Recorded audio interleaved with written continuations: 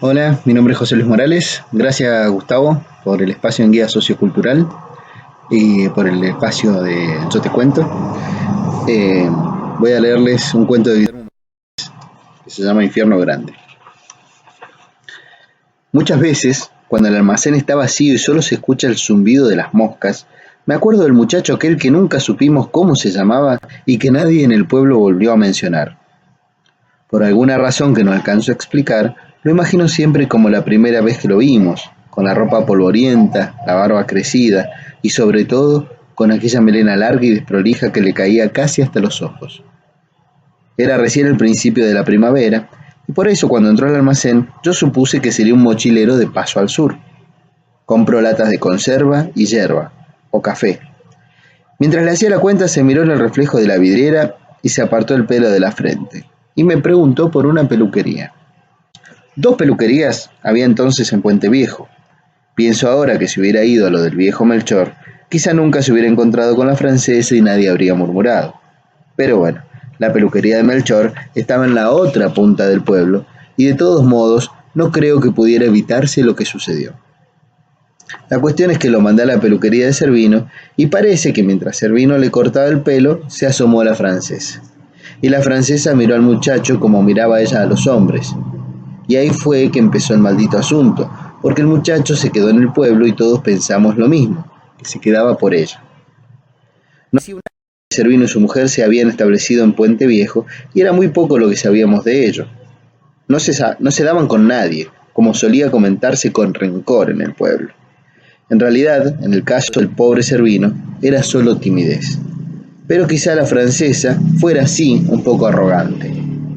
Venían de la ciudad y habían llegado el verano anterior, al comienzo de la temporada, y recuerdo que cuando Servino inauguró su peluquería, yo pensé que pronto arruinaría al viejo Melchor, porque Servino tenía diploma de peluquero y premio en un concurso de la navaja, tenía tijera eléctrica, secador de pelo y sillón giratorio, y le echaba uno savia vegetal en el pelo, y hasta spray si no se lo frenaba a tiempo.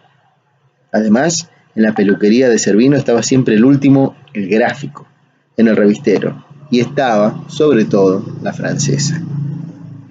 Nunca supe muy bien por qué le decían la francesa y nunca tampoco quise averiguarlo.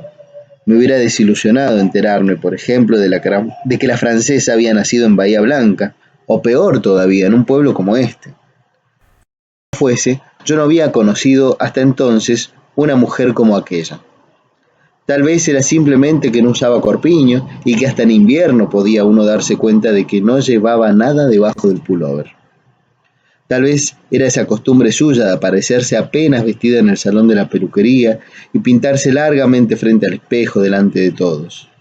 Pero no, había en la francesa algo todavía más inquietante que ese cuerpo al que siempre parecía estorbarle la ropa, más perturbador que la hondura de su escote. Era algo que estaba en su mirada. Miraba a los ojos fijamente hasta que uno bajaba la vista. Una mirada incitante, promisoria, pero que venía ya con un brillo de burla, como si la francesa nos estuviera poniendo a prueba y supiera de antemano que nadie se le animaría, como si ya tuviera decidido que ninguno en el pueblo era hombre a su medida. Así que con los ojos provocaba y con los ojos desdeñosa se quitaba. Y todo delante de Servino que parecía no advertir nada, que se afanaba en silencio sobre las nucas, haciendo sonar cada tanto sus tijeras en el aire. Sí, la francesa fue al principio la mejor para Servino y su peluquería estuvo muy concurrida durante los primeros meses. Sin embargo, yo me había equivocado con Melchor. El viejo no era tonto y poco a poco fue recuperando su clientela. Consiguió de alguna forma revistas pornográficas que por esa época los militares habían prohibido, y después, cuando llegó el Mundial, juntó todos sus ahorros y compró un televisor color, que fue el primero del pueblo. Entonces empezó a decir a quien quisiera escucharlo, que en Puente Viejo había una y solo una peluquería de hombres. La de Servino era para maricas. Con todo, creo yo que si hubo muchos que volvieron a la peluquería de fue otra vez a causa de la francesa. No hay hombre que soporte durante mucho tiempo la burla o la humillación de una mujer. Como decía, El muchacho se quedó en el pueblo, acampaba a las afueras, detrás de los médanos, cerca de la casona de la viuda de Espinosa. Al almacén venía muy poco, hacía compras grandes, para 15 días o para el mes entero. Pero en cambio iba todas las semanas a la peluquería, y como costaba creer que fuera a leer el gráfico, la gente empezó a compadecer a Cervino, porque sí, así fue, al principio todos compadecían a Cervino. En verdad resultaba fácil apiadarse de él. Tenía cierto aire inocente de querubín y la sonrisa pronta, como suele suceder con los tímidos. Era extremadamente callado y en ocasiones parecía sumirse en un mundo intrincado y remoto. Se le perdía la mirada y pasaba largo rato afilando la navaja o hacía chasquear interminablemente las tijeras y había que toser para retornarlo. Alguna vez también yo lo había sorprendido por el espejo contemplando a la francesa, con una pasión muda y reconcentrada, como si ni él mismo pudiese creer que semejante hembra fuera su esposa. Y realmente daba lástima esa mirada devota, sin sombra de sospechas. Por otro lado, resultaba igualmente fácil condenar a la francesa, sobre todo para las casadas y casaderas del pueblo, que desde siempre habían hecho causa común contra sus temibles escotes. Pero también muchos hombres estaban resentidos con la francesa. En primer lugar, los que tenían famas de gallo, en Puente Viejo, como el ruso Nielsen, hombres que no estaban acostumbrados al desprecio, y mucho menos a la sorna de una mujer. Y sea porque se había acabado el mundial y no había de qué hablar, sea porque en el pueblo venían faltando los escándalos, todas las conversaciones desembocaban en las andanzas del muchacho y la francesa. Detrás del mostrador yo escuchaba una y otra vez las mismas cosas. Lo que había visto Nielsen una noche en la playa. Era una noche fría y sin embargo los dos se desnudaron. Y debían estar drogados porque hicieron algo que Nielsen ni entre hombres terminaba de contar.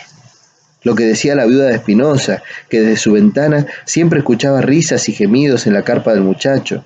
Los ruidos inconfundibles de dos que se revuelcan juntos. Lo que contaba el mayor de los Vidal, que en la peluquería delante de él y en las narices de Cervino. En fin, quién sabe cuánto habría de cierto en todas aquellas habladurías. Un día nos dimos cuenta de que el muchacho y la francesa habían desaparecido. Quiero decir, al muchacho no lo veíamos más y tampoco parecía la francesa, ni en la peluquería ni en el camino a la playa, por donde solía pasear. Lo primero que pensamos todos es que se habían ido juntos, y tal vez porque las fugas tienen siempre algo de romántico, o tal vez porque el peligro ya estaba lejos, las mujeres parecían dispuestas ahora a perdonar a la francesa. Era evidente que en ese matrimonio algo fallaba, decían. Cervino era demasiado viejo para ella y por otro lado el muchacho era tan buen mozo. Y comentaban entre sí con unas risitas de complicidad que quizás ellas hubieran hecho lo mismo. Pero una tarde que se conversaba de nuevo sobre el asunto, estaba en el almacén la viuda de Espinosa, y la viuda dijo con voz de misterio que a su entender algo peor había ocurrido. El muchacho aquel, como todos sabíamos, había acampado cerca de su casa, y aunque ella tampoco lo había vuelto a ver, la carpa todavía estaba allí, y le parecía muy extraño. Repetía aquello, muy extraño, que se hubieran ido sin llevar la carpa. Alguien dijo que tal vez debería avisarse al comisario, entonces la viuda murmuró que sería conveniente vigilar también a Cervino. Recuerdo que yo me enfurecí, pero no sabía muy bien cómo responderle. Tengo por norma no discutir con los clientes. Empecé a decir débilmente que no se podía acusar a nadie sin pruebas, que para mí era imposible, que Cervino, que justamente Cervino. Pero aquí la viuda me interrumpió. Era bien sabido que los tímidos, los sentidos, cuando están fuera de sí, son los más peligrosos. Estábamos todavía dando vueltas sobre lo mismo cuando Cervino apareció en la puerta. Hubo un gran silencio. Debió advertir que hablábamos de él porque todos trataban de mirar hacia otro lado. Yo pude observar cómo enrojecía y me pareció más que nunca un chico indefenso que no había sabido crecer. Cuando hizo el pedido noté que llevaba poca comida y que no había comprado yogurt. Mientras pagaba, la viuda le preguntó bruscamente por la francesa. Enrojeció otra vez, pero ahora lentamente, como si se sintiera honrado con tanta solicitud. Dijo que su mujer había viajado a la ciudad para cuidar al padre, que estaba muy enfermo, pero que pronto volvería, tal vez en una semana. Cuando hablar había en todas las caras una expresión curiosa, que me costó identificar. Era desencanto. Sin embargo, apenas se fue Cervino, la viuda volvió a la carga. A ella decía no la había engañado ese farsante, nunca más veríamos a la pobre mujer. y repetía por lo bajo que había un asesino suelto en Puente Viejo y que cualquiera podía ser la próxima víctima. Transcurrió una semana, transcurrió un mes entero y la francesa no volvía. Al muchacho tampoco se lo había vuelto a ver. Los chicos del pueblo empezaron a jugar a los indios en la carpa abandonada y Puente Viejo se dividió en dos bandos: los que estaban convencidos de que Servino era un criminal y los que todavía esperábamos que la francesa regresara, que éramos cada vez menos. Se escuchaba decir que Servino había degollado al muchacho con la navaja mientras le cortaba el pelo, y las madres les prohibían a los chicos que jugaran en la cuadra de la peluquería y les rogaban a sus esposos que volvieran con Melchor. Sin embargo, aunque parezca extraño, Servino no se quedó por completo sin clientes. Los muchachos del pueblo se desafiaban unos a otros a sentarse en el fatídico sillón del peluquero para pedir el corte a la navaja, y empezó a hacer prueba de hombría llevar el pelo batido y con spray. Cuando le preguntábamos por la francesa, Servino repetía la historia del suegro enfermo, que ya no sonaba tan verdadera. Mucha gente dejó de saludarlo y supimos que la viuda de Espinosa había hablado con el comisario para que lo detuviese. Pero el comisario había dicho que mientras no aparecieran los cuerpos, nada podía hacerse.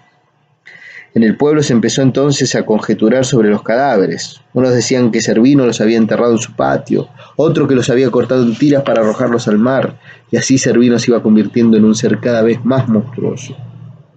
Yo escuchaba en el almacén hablar todo el tiempo de lo mismo, y empecé a sentir un temor supersticioso, el presentimiento de que en aquellas interminables discusiones se iba incubando una desgracia.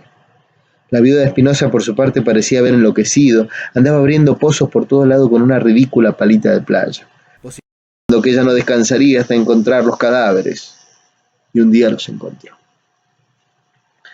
Fue una tarde a principios de noviembre. La viuda entró en el almacén preguntándome si tenía palas, y dijo con voz bien alta, para que todos la escucharan, que la mandaba el comisario a buscar palas y voluntarios para cavar en los médanos, detrás del puente. Después, dejando caer lentamente las palabras, dijo que había visto allí, con sus propios ojos, un perro que devoraba una mano humana. Me estremecí. De pronto todo era verdad, y mientras buscaba en el depósito las palas y cerraba el almacén, seguía escuchando, aún sin poderlo creer, la conversación entrecortada de horror: perro, mano humana. La viuda encabezó la marcha, airosa. Yo iba último cargando las palas. Miraba y veía las mismas caras de siempre, la gente que compraba en el almacén yerba y fideos. Miraba a mi alrededor y nada había cambiado, ningún súbito vendaval, ningún desacostumbrado silencio. Era una tarde como cualquier otra, a la hora inútil en que se despierta de la siesta. Abajo se iban alineando las casas, cada vez más pequeñas, y hasta el mar distante parecía pueblerino, sin acechanzas. Por un momento me pareció comprender de dónde provenía aquella sensación de incredulidad. No podía estar sucediendo algo así, no en Puente Viejo. Cuando llegamos a los médanos, el comisario no había encontrado nada aún. Estaba cavando con el torso desnudo y la pala subía y bajaba sin sobresaltos. Nos señaló vagamente en torno, y yo distribuí las palas y hundí la mía en el sitio que me pareció más inofensivo.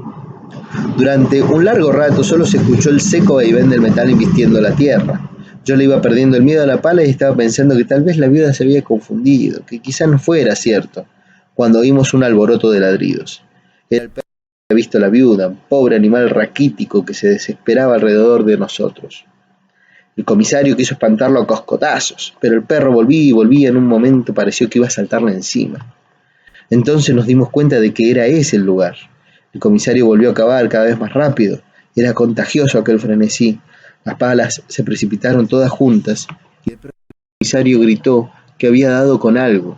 Escarbó un poco más y apareció el primer cadáver. Los demás apenas le echaron un vistazo y volvieron enseguida a las palas, casi con entusiasmo a buscar a la francesa. Pero yo me acerqué y me obligué a mirarlo con detenimiento.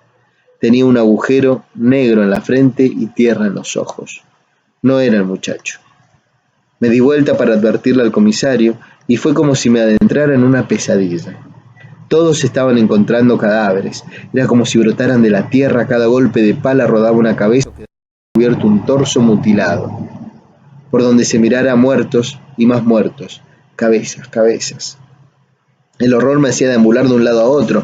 No podía pensar, no podía entender, hasta que vi una espalda acribillada y más allá una cabeza con venda en los ojos. Miré al comisario y el comisario también sabía. Nos ordenó que nos quedáramos allí, que nadie se moviera, y volvió al pueblo a pedir instrucciones. Del tiempo que transcurrió hasta su regreso solo recuerdo el ladrido incesante del perro, el olor a muerto y la figura de la viuda hurgando con su palita entre los cadáveres, gritándonos que había que seguir, que todavía no había aparecido la francesa. Cuando el comisario volvió, caminaba erguido y solemne, como quien se apresta a dar órdenes. Se plantó delante de nosotros y nos mandó que enterrásemos de nuevo los cadáveres, tal como estaban. Todos volvimos a las palas, nadie se atrevió a decir nada. Mientras la tierra iba cubriendo los cuerpos, yo me preguntaba si el muchacho no estaría también allí. El perro ladraba y saltaba enloquecido. Entonces vimos al comisario con la rodilla en tierra y el arma entre las manos. Disparó una sola vez. El perro cayó muerto. Dio luego 2 pasos con el arma todavía en la mano y lo pateó hacia adelante para que también lo enterrásemos. Antes de volver, nos ordenó que no hablásemos con nadie de aquello, y anotó uno por uno los nombres de los que habíamos estado allí. La francesa regresó pocos días después, su padre se había recuperado por completo. Del muchacho en el pueblo nunca hablamos.